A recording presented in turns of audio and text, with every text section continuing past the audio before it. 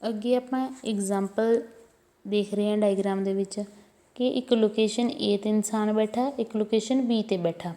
ਜਿਹੜਾ ਲੋਕੇਸ਼ਨ ਏ ਨੇ ਮੈਸੇਜ ਲਗਾਉਣਾ ਬੀ ਨੂੰ, ਪਰ ਉਹਨਾਂ ਦਾ ਜਿਹੜਾ ਕਮਿਊਨੀਕੇਸ਼ਨ ਲੈਂਗੁਏਜ ਦੀ ਪ੍ਰੋਬਲਮ ਆ ਰਹੀ ਹੈ।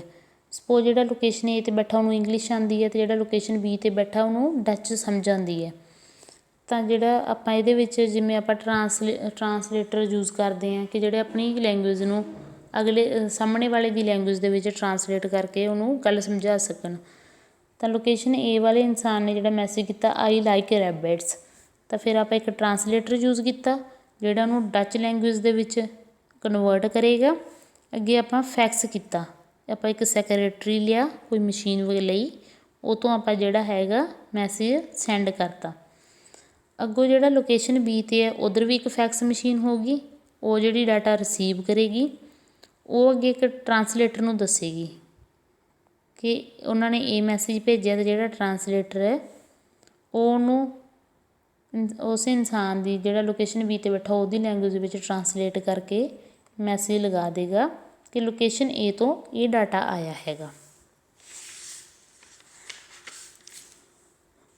ਅੱਗੇ ਆਪਾਂ ਨੈਟਵਰਕ ਸੋਫਟਵੇਅਰ ਦੇ ਵਿੱਚ ਕੁਛ ਕੁ ਆਪਾਂ ਨੂੰ ਇਸ਼ੂਜ਼ ਕ੍ਰੀਏਟ ਹੁੰਦੇ ਆ, ਡਿਜ਼ਾਈਨ ਇਸ਼ੂ ਫੋਰ ਦਾ ਲੇਅਰਸ। ਉਹ ਆਪਾਂ ਇਸ਼ੂ ਡਿਸਕਸ ਕਰਾਂਗੇ ਕਿ ਸੋਫਟਵੇਅਰ ਦੇ ਵਿੱਚ ਕੀ ਕੀ ਇਸ਼ੂ ਆ ਜਾਂਦੇ ਆ ਜਿਹੜੇ ਨਹੀਂ ਹੋਣੇ ਚਾਹੀਦੇ, ਜਿਨ੍ਹਾਂ 'ਤੇ ਕੰਮ ਕਰਨਾ ਚਾਹੀਦਾ ਸੋਫਟਵੇਅਰ ਦੇ ਵਿੱਚ। ਇਹਦੇ ਵਿੱਚ ਕਾਫੀ ਸੈਵਰਲ ਲੇਅਰਸ ਹੁੰਦੀਆਂ, ਤਾਂ ਆਪਾਂ ਕੋਲ ਮਲਟੀਪਲ ਇਸ਼ੂਜ਼ ਆਉਂਦੇ ਆ। ਨੰਬਰ 1 ਇਹਦੇ ਵਿੱਚ ਆ ਗਿਆ ਐਡਰੈਸਿੰਗ।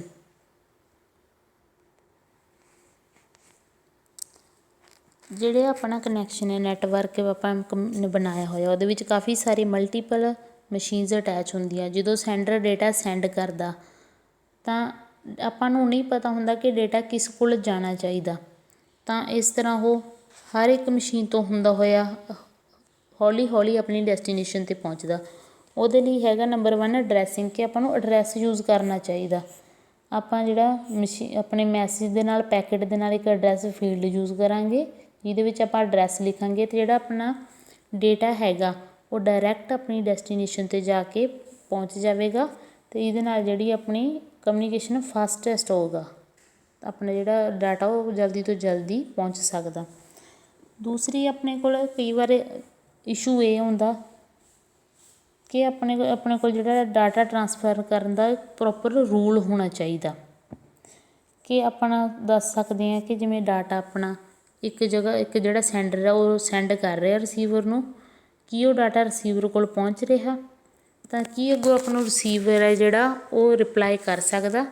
ਇਹਦੇ ਵਿੱਚ ਆਪਾਂ ਜਾਂ ਤਾਂ ਸਿੰਪਲੈਕਸ ਹੋ ਸਕਦਾ ਆਪਣਾ ਸਿਸਟਮ, ਜਾਂ ਡੁਪਲੈਕਸ ਹੋ ਸਕਦਾ, ਜਾਂ ਫੁੱਲ ਡੁਪਲੈਕਸ ਹੋ ਸਕਦਾ। ਸਿੰਪਲੈਕਸ ਦੇ ਵਿੱਚ ਮਤਲਬ ਜਿਹੜਾ ਸੈਂਡਰ ਉਹ ਸਿਰਫ ਡਾਟਾ ਸੈਂਡ ਕਰ ਸਕਦਾ, ਰਿਸੀਵ ਨਹੀਂ ਕਰ ਸਕਦਾ। ਡੁਪਲੈਕਸ ਦੇ ਵਿੱਚ ਹੁੰਦਾ ਕਿ ਡਾਟਾ ਸੈਂਡ ਵੀ ਕਰ ਸਕਦਾ ਅਤੇ ਰਿਸੀਵ ਵੀ ਕਰ ਸਕਦਾ, ਪਰ ਇੱਕੋ ਟਾਈਮ 'ਤੇ ਦੋਨੋਂ ਕੰਮ ਨਹੀਂ ਕਰ ਸਕਦਾ। ਫੁੱਲ ਡੁਪਲੈਕਸ ਦੇ ਵਿੱਚ ਹੁੰਦਾ ਕਿ ਡਾਟਾ ਸੈਂਡ ਵੀ ਕਰ ਸਕਦਾ, ਰਿਸੀਵ ਵੀ ਕਰ ਸਕਦਾ ਅਤੇ ਦੋਨੋਂ ਕੰਮ ਜਿਹੜੇ ਇੱਕੋ ਟਾਈਮ 'ਤੇ ਕਰ ਸਕਦਾ। ਥਰਡ ਹੈ ਐਰਰ ਕੰਟਰੋਲ। ਕਈ ਵਾਰ ਜਿਹੜਾ ਆਪਣਾ ਕਮਿਊਨੀਕੇਸ਼ਨ ਹੈ, ਆਪਾਂ ਕਿੰਨਾ ਵੀ ਚੰਗਾ ਕਮਿਊਨੀਕੇਸ਼ਨ ਸਿਸਟਮ ਕ੍ਰੀਏਟ ਕਰੀਏ ਕਿ ਆਪਾਂ ਡਾਟਾ ਸੈਂਡ ਕਰਨਾ, ਤਾਂ ਹੋ ਸਕਦਾ ਉਹਦੇ ਵਿੱਚ ਕੋਈ ਐਰਰ ਹੋਵੇ। ਤਾਂ ਐਰਰ ਡਿਟੈਕਟ ਕਰਨ ਲਈ ਆਪਣੇ ਕੋਲ ਉੱਥੇ ਕੋਈ ਨਾ ਕੋਈ ਸੋਲਿਊਸ਼ਨ ਹੋਣਾ ਚਾਹੀਦਾ। ਜਦੋਂ ਆਪਾਂ ਡਾਟਾ ਸੈਂਡਰ ਨੇ ਸੈਂਡ ਕਰਤਾ, ਆਪਾਂ ਨੂੰ ਨਹੀਂ ਪਤਾ ਕਿ ਰਿਸੀਵਰ ਨੂੰ ਮਿਲਿਆ ਕਿ ਨਹੀਂ ਮਿਲਿਆ, ਤਾਂ ਉੱਥੇ ਇਹੋ ਜਿਹਾ ਸਿਸਟਮ ਬਣਾਉਣਾ ਚਾਹੀਦਾ ਕਿ ਜਿਹੜਾ ਰਿਸੀਵਰ ਹੈ ਉਹ ਰਿਪਲਾਈ ਕਰ ਸਕੇ ਕਿ ਹਾਂ ਮੈਨੂੰ ਡਾਟਾ ਮਿਲ ਗਿਆ ਜਾਂ ਨਹੀਂ ਮਿਲਿਆ, ਤਾਂ ਕਿ ਸੈਂਡਰ ਨੂੰ ਪਤਾ ਲੱਗ ਜੇ ਕਿ ਉਹਨੂੰ ਅੱਗਲੇ ਵਾਲੇ ਨੂੰ ਡਾਟਾ ਮਿਲਿਆ ਕਿ ਨਹੀਂ ਮਿਲਿਆ, ਤਾਂ ਉਹ ਜਿਹੜਾ ਹੈਗਾ ਨੈਕਸਟ ਡਾਟਾ ਸੈਂਡ ਕਰ ਸਕੇ। ਇੱਕ ਆਪਣੇ ਕੋਲ ਇਸ਼ੂ ਆਉਂਦਾ ਕਿ ਜਿਹੜਾ ਸਪੋਜ਼ ਸੈਂਡਰ ਹੈ ਜਿਹੜਾ ਉਹ ਥੋੜ੍ਹਾ ਫਾਸਟ ਹੈ, ਉਹ ਡਾਟਾ ਸੈਂਡ ਕਰੀ ਜਾ ਰਿਹਾ, ਜਿਹੜਾ ਰਿਸੀਵਰ ਹੈ ਉਹਦੀ ਸਪੀਡ ਥੋੜ੍ਹੀ ਸਲੋਅ ਹੈ, ਉਹ ਡਾਟਾ ਜਿਹੜਾ ਹੌਲੀ ਹੌਲੀ ਕੈਪਚਰ ਕਰ ਰਿਹਾ। ਤਾਂ ਇਹਦੇ ਵਿੱਚ ਹੈਗੀ ਹੈ ਸਮੈਪਿੰਗ ਦੀ ਪ੍ਰੋਬਲਮ ਆ ਜਾਂਦੀ ਹੈ। ਜਦੋਂ ਡਾਟਾ ਸੈਂਡਰ ਹੈ ਜਿਹੜਾ ਕਾਫੀ ਜ਼ਿਆਦਾ ਮਾਤਰਾ ਵਿੱਚ ਡਾਟਾ ਸੈਂਡ ਕਰ ਦਿੰਦਾ, ਬਟ ਰਿਸੀਵਰ ਤੋਂ ਉਹਨਾਂ ਡਾਟਾ ਰਿਸੀਵ ਨਹੀਂ ਹੁੰਦਾ, ਤਾਂ ਉਹ ਸਲੋ ਰਿਸੀਵ ਕਰਦਾ ਅਤੇ ਇੱਥੇ ਆਪਾਂ ਨੂੰ ਪ੍ਰੋਬਲਮ ਕ੍ਰੀਏਟ ਹੋ ਜਾਂਦੀ ਹੈ। ਇਹਦੇ ਲਈ ਹੈ ਜਿਹੜਾ ਆਪਾਂ ਫੀਡਬੈਕ ਦਾ ਕਨਸੈਪਟ ਯੂਜ਼ ਕਰਦੇ ਹਾਂ ਕਿ ਸੈਂਡਰ ਨੇ ਇੱਕ ਪੈਕੇਟ ਸੈਂਡ ਕੀਤਾ, ਰਿਸੀਵਰ ਨੇ ਰਿਸੀਵ ਕੀਤਾ, ਜਿੰਨਾ ਟਾਈਮ ਰਿਸੀਵਰ ਹੈ ਫੀਡਬੈਕ ਵਾਪਸ ਨਹੀਂ ਸੈਂਡ ਕਰੇਗਾ ਕਿ ਹਾਂ ਮੈਨੂੰ ਡਾਟਾ ਮਿਲ ਗਿਆ ਅਤੇ ਮੈਂ ਰਿਸੀਵ ਕਰ ਲਿਆ, ਉਨਾ ਟਾਈਮ ਹੈ ਜਿਹੜਾ ਸੈਂਡਰ ਡਾਟਾ ਨੈਕਸਟ ਪੈਕਟ ਹੈ ਜਿਹੜਾ ਨਹੀਂ ਸੈਂਡ ਕਰੇਗਾ। ਇਹਦੇ ਨਾਲ ਕੀ ਹੈ ਕਿ ਇੱਕ ਤਾਂ ਆਪਾਂ ਨੂੰ ਇਹ ਪਤਾ ਲੱਗ ਜਾਏਗਾ ਕਿ ਰਿਸੀਵਰ ਕੋਲ ਡਾਟਾ ਪਹੁੰਚ ਵੀ ਰਿਹਾ ਹੈ ਕਿ ਨਹੀਂ। ਹੋ ਸਕਦਾ ਡਾਟਾ ਆਪਣਾ ਜਿਹੜਾ ਰਸਤੇ ਵਿੱਚ ਕਿਸੇ ਅਨਆਥੋਰਾਈਜ਼ਡ ਪਰਸਨ ਦੁਆਰਾ ਐਕਸੈਸ ਹੋ ਰਿਹਾ ਹੋਵੇ ਤਾਂ ਉਹਦਾ ਮਿਸਯੂਜ਼ ਵੀ ਹੋ ਸਕਦਾ। ਇਸ ਪ੍ਰੋਬਲਮ ਨੂੰ ਰੋਕਣ ਲਈ ਜਿਹੜੀ ਆਪਾਂ ਹੈਗੀ ਆ ਫੀਡਬੈਕ ਸੋਲਿਊਸ਼ਨ ਯੂਜ਼ ਕਰਦੇ ਹਾਂ ਅਤੇ ਇਹਦੇ ਨਾਲ ਜਿਹੜਾ ਫਲੋ ਕੰਟਰੋਲ ਹੁੰਦਾ ਆਪਣਾ, ਇਹਨੂੰ ਆਪਾਂ ਫਲੋ ਕੰਟਰੋਲ ਨਾਮ ਦੇ ਸਕਦੇ ਹਾਂ ਇਸ ਪ੍ਰੋਸੈਸ ਨੂੰ, ਕਿ ਇਹਦੇ ਨਾਲ ਜਿਹੜਾ ਸੈਂਟਰ ਦਾ ਫਲੋ ਸੀ ਉਹ ਕੰਟਰੋਲ ਕੀਤਾ ਆਪਾਂ ਅਤੇ ਰਿਸੀਵਰ ਹੈ ਜਿਹੜਾ ਉਹ ਵੀ ਡਾਟਾ ਚੰਗੀ ਤਰੀਕੇ ਨਾਲ ਐਕਸੈਸ ਕਰ ਸਕਦਾ। ਇਹਦੇ ਵਿੱਚ ਇੱਕ ਕਨਸੈਪਟ ਆਉਂਦਾ ਮਲਟੀਪਲੈਕਸਿੰਗ ਡੀਮਲਟੀਪਲੈਕਸਿੰਗ ਦਾ। ਮਲਟੀਪਲੈਕਸਿੰਗ ਦੇ ਵਿੱਚ ਇਹ ਹੁੰਦਾ ਕਿ ਮਲਟੀਪਲ ਇਨਪੁਟਸ ਹੁੰਦੀਆਂ ਅਤੇ ਆਊਟਪੁੱਟ ਇੱਕ ਹੁੰਦੀ ਹੈ। ਡੀਮਲਟੀਪਲੈਕਸਿੰਗ ਦੇ ਵਿੱਚ ਇਹ ਹੁੰਦਾ ਕਿ ਇਨਪੁੱਟ ਇੱਕ ਹੁੰਦੀ ਹੈ ਅਤੇ ਆਊਟਪੁੱਟ ਬਹੁਤ ਜ਼ਿਆਦਾ ਹੁੰਦੀਆਂ। ਮਲਟੀਪਲੈਕਸਿੰਗ ਦੇ ਵਿੱਚ ਆਪਾਂ ਕਾਫੀ ਸਾਰੀਆਂ ਇਨਪੁੱਟ ਦਿੰਦੇ ਹਾਂ ਜਦੋਂ ਤਾਂ ਜਿਹੜੀ ਸਭ ਤੋਂ ਵਧੀਆ ਉਹਨੂੰ ਡਾਟਾ ਲੱਗਦਾ ਕਿ ਸਭ ਤੋਂ ਬੈਸਟ ਹੈ ਉਹਨੂੰ ਚੂਜ਼ ਕਰਦਾ ਅਤੇ ਅੱਗੇ ਸੈਂਡ ਕਰਦਾ। ਡੀਮਲਟੀਪਲੈਕਸਿੰਗ ਦੇ ਵਿੱਚ ਇੱਕ ਇਨਪੁੱਟ ਇੱਕ ਹੁੰਦੀ ਹੈ ਅਤੇ ਇੱਕ ਇਨਪੁੱਟ ਦੀਆਂ ਉਹ ਕਾਫੀ ਸਾਰੀਆਂ ਆਪਾਂ ਨੂੰ ਆਊਟਪੁੱਟ ਦਿੰਦੇ ਆ, ਆਪਸ਼ਨਸ ਦੇ ਦਿੰਦੇ ਆ।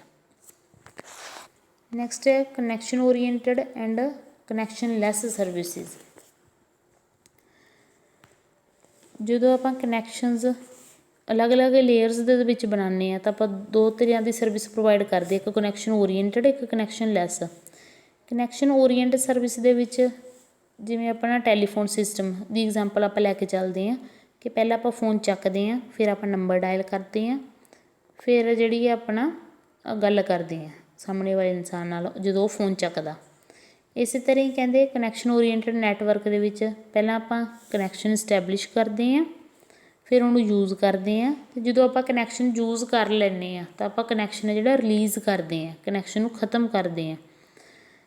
ਜੇਕਰ ਆਪਾਂ ਇਹਦੇ ਇੱਕ ਟਿਊਬ ਹੈ ਜਿਹੜਾ ਆਪਣਾ ਕਮਿਊਨੀਕੇਸ਼ਨ ਚੈਨਲ ਉਹ ਇੱਕ ਟਿਊਬ ਦੀ ਤਰ੍ਹਾਂ ਹੁੰਦਾ, ਆਪਾਂ ਇੱਕ ਸਾਈਡ ਤੋਂ ਜਿਹੜਾ ਉਹਦੇ ਵਿੱਚ ਡਾਟਾ ਪੁਸ਼ ਕਰੀ ਜਾਂਦੇ ਹਾਂ ਅਤੇ ਦੂਸਰੀ ਸਾਈਡ ਤੋਂ ਜਿਹੜਾ ਰਿਸੀਵਰ ਆ ਉਹ ਡਾਟਾ ਨਿਕਾਲ ਰਿਹਾ। ਜੇ ਕਨੈਕਸ਼ਨ ਇਸਟੈਬਲਿਸ਼ ਦਾ ਸੈਂਡਰ ਰਿਸੀਵਜ਼ ਐਂਡ ਸਰਵਨੈਂਟ ਕੰਟੈਂਟ ਨੈਗੋਸ਼ੀਏਸ਼ਨ। ਜਦੋਂ ਵੀ ਆਪਾਂ ਕੋਈ ਕਨੈਕਸ਼ਨ ਇਸਟੈਬਲਿਸ਼ ਕਰਦੇ ਹਾਂ ਤਾਂ ਉਹਦੇ ਵਿੱਚ ਇੱਕ ਸੈਂਡਰ, ਇੱਕ ਰਿਸੀਵਰ ਅਤੇ ਇੱਕ ਸਬਨੈਟ ਜਿਹਦੇ ਥਰੂ ਆਪਾਂ ਡਾਟਾ ਸੈਂਡ ਕਰ ਰਹੇ ਹਾਂ, ਇਹਨਾਂ ਵਿੱਚ ਇੱਕ ਸਮਝੌਤਾ ਹੁੰਦਾ ਤਿੰਨੋਂ ਵਿੱਚ ਕਿ ਇਹਨਾਂ ਨੇ ਕਿਹੜੇ ਕਿਹੜੇ ਪੈਰਾਮੀਟਰ ਯੂਜ਼ ਕਰਨੇ ਆ, ਮੈਕਸੀਮਮ ਸਾਈਜ਼ ਕਿੰਨਾ ਹੈਗਾ ਡਾਟਾ ਦਾ, ਕੁਆਲਿਟੀ ਕੀ ਹੋਊਗੀ ਡਾਟਾ ਦੀ, ਅਤੇ ਹੋਰ ਸਾਰੇ ਜਿਹੜੇ ਇਸ਼ੂ ਹੈ ਉਹ ਡਿਸਕਸ ਕਰਦੇ ਆ। ਸਾਈਜ਼ ਜਿੰਨਾ ਇਹਨਾਂ ਦੇ ਨੈਗੋਸੀਏਸ਼ਨ ਵਿੱਚ ਆਪਾਂ ਫਿਕਸ ਕੀਤਾ ਜਾਂਦਾ ਓਨੇ ਸਾਈਜ਼ ਦਾ ਡਾਟਾ ਹੀ ਸੈਂਡਰ ਸੈਂਡ ਕਰਦਾ ਅਤੇ ਰਿਸੀਵਰ ਰਿਸੀਵ ਕਰਦਾ। ਜੇਕਰ ਇਹਨਾਂ ਦੇ ਵਿੱਚ ਕੋਈ ਸਮਝੌਤਾ ਹੋ ਜਾਂਦਾ ਕਿ ਹਾਂ ਸਾਰੀਆਂ ਇਸ਼ੂਜ਼ ਹੈ ਜਿਹੜੇ ਸੋਲਵ ਹੋ ਗਏ, ਫਿਰ ਤਾਂ ਸਾਰੀਆਂ ਸਾਈਡਸ ਦੁਆਰਾ ਐਕਸੈਪਟ ਕੀਤਾ ਜਾਂਦਾ, ਨਹੀਂ ਤਾਂ ਇਹ ਜਿਹੜਾ ਪ੍ਰਪੋਜ਼ਲ ਹੈ ਉਹਨੂੰ ਰਿਜੈਕਟ ਕਰ ਦਿੱਤਾ ਜਾਂਦਾ। ਅੱਗੇ ਆ ਗਿਆ ਕਨੈਕਸ਼ਨ ਲੈਸ ਸਰਵਿਸ।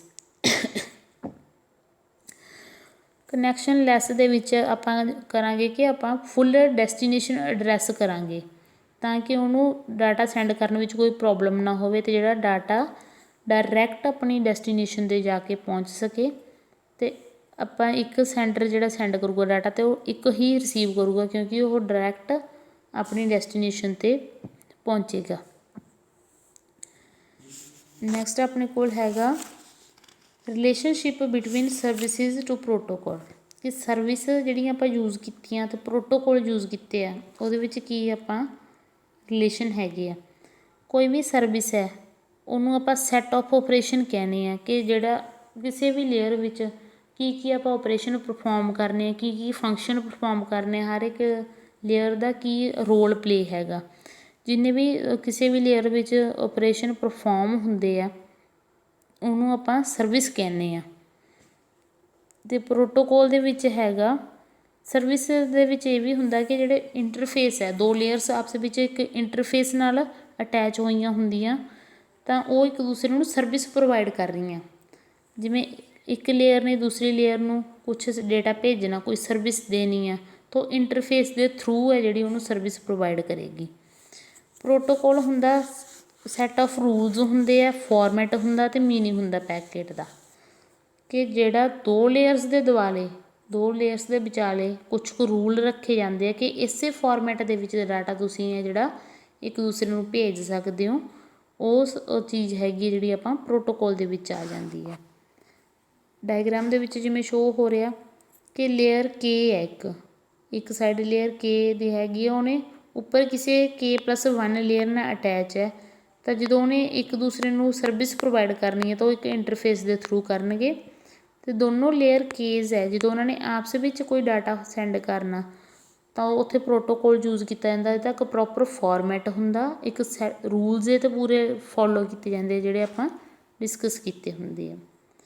ਬੱਚੇ ਇਹ ਸੀਗਾ ਆਪਣਾ ਕੰਪਿਊਟਰ ਨੈਟਵਰਕ ਸਿਸਟਮ ਦਾ ਆਰਕੀਟੈਕਚਰ, ਕਿ ਇਹਦੇ ਵਿੱਚ ਆਪਾਂ ਕਿਹੜੇ ਕਿਹੜੇ ਹਾਰਡਵੇਅਰ ਯੂਜ਼ ਕਰਨੇ ਨੇ, ਕੀ ਸੋਫਟਵੇਅਰ ਯੂਜ਼ ਕਰਨੇ ਨੇ, ਅਤੇ ਸੋਫਟਵੇਅਰ ਦੇ ਵਿੱਚ ਕਿਹੜੇ ਕਿਹੜੇ ਇਸ਼ੂ ਹੈ ਜਿਹੜੇ ਕ੍ਰੀਏਟ ਹੁੰਦੇ ਨੇ ਅਤੇ ਨਹੀਂ ਹੋਣੇ ਚਾਹੀਦੇ। ਤਾਂ ਜੇਕਰ ਕੋਈ ਵੀ ਪ੍ਰੋਬਲਮ ਹੋਵੇ ਤੁਸੀਂ ਮੈਨੂੰ ਪੁੱਛ ਸਕਦੇ ਹੋ, ਕਿਸੇ ਵੀ ਟਾਈਮ ਤੁਸੀਂ ਮੈਨੂੰ ਮੈਸੇਜ ਕਰ ਸਕਦੇ ਹੋ। Thank you.